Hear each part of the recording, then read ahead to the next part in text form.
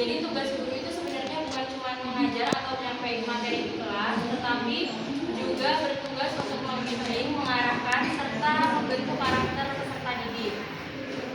Jadi guru tuh nggak cuma fokus di kemampuan kognitif atau kecerdasan siswa, tapi juga berfokus terhadap kemampuan spiritual, emosional, serta sosial mereka. Jadi guru tuh nggak cuma fokus di pengetahuannya aja, jadi guru juga harus bisa mengembangkan karakter siswa. Untuk contoh-contohnya akan dilanjutkan oleh Oke, contoh yang pertama ada misal saat ada murid yang melakukan kesalahan, guru tidak langsung memarahi, tapi guru memanggil siswa tersebut secara pribadi dan menasihati secara menyeluruh dan agar murid itu paham kalau perbuatan yang dilakukan itu tidak baik. Nah, misalnya guru menegur murid yang mencontek dengan mengatakan nilai itu penting, tapi kejujuran itu lebih penting. Dengan cara seperti itu, murid tidak hanya belajar bahwa mencontek itu salah, tapi belajar tentang kejujuran, tanggung jawab, dan keberanian mengakui kesalahannya. Contoh kedua akan dijelaskan oleh Didi. Untuk yang contoh kedua yaitu seperti ada perselisihan di antara siswa. Nah, guru tidak hanya menegur dan memarahi, tetapi juga memanfaatkan situasi kompetisi untuk pembelajaran karakter, yaitu mengajak siswa untuk berdiskusi tentang pentingnya kerjasama, menghargai teman, dan meminta maaf bila melakukan kesalahan.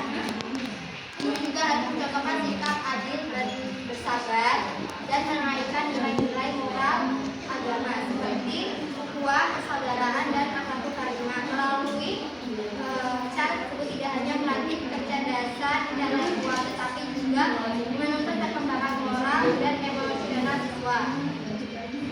Guru membimbing mereka agar mampu mengendalikan emosi ketika marah dan kecewa. Yang kedua itu menghargai perbedaan pendapat di antara teman, dan yang ketiga itu berani mengakui kesalahan dan meminta maaf, dan yang terakhir itu menerapkan nilai-nilai kejujuran, tanggung jawab, dan empati dalam kehidupan sehari-hari.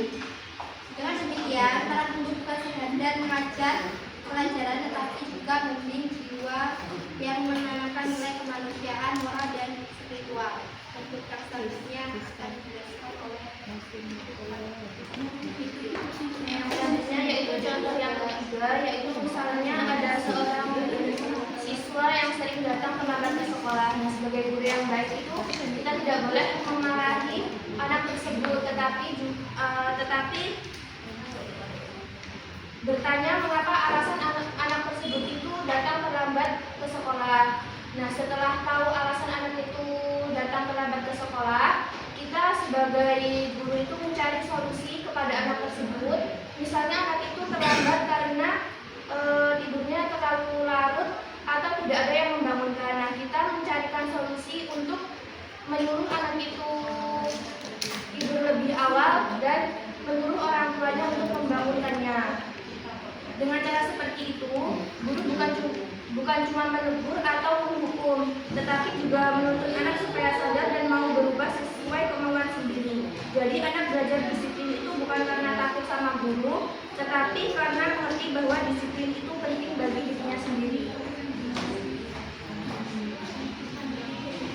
Jadi refleksi dari guru yang baik tidak hanya mengajar, tapi juga menyebut ilmu, yaitu menuntun jiwa, yaitu peran guru di SD atau madrasah bukan hanya membuat siswa itu menjadi pintar, tetapi juga membantu mereka untuk menjadi lebih baik dan berkarakter.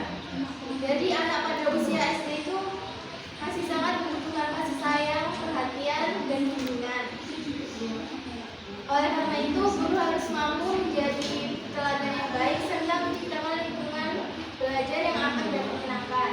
Jadi pendidikan sejati bukan hanya tentang kecerdasan intelektual, tetapi juga tentang pembentukan karakter dan hati yang memang kebaikan.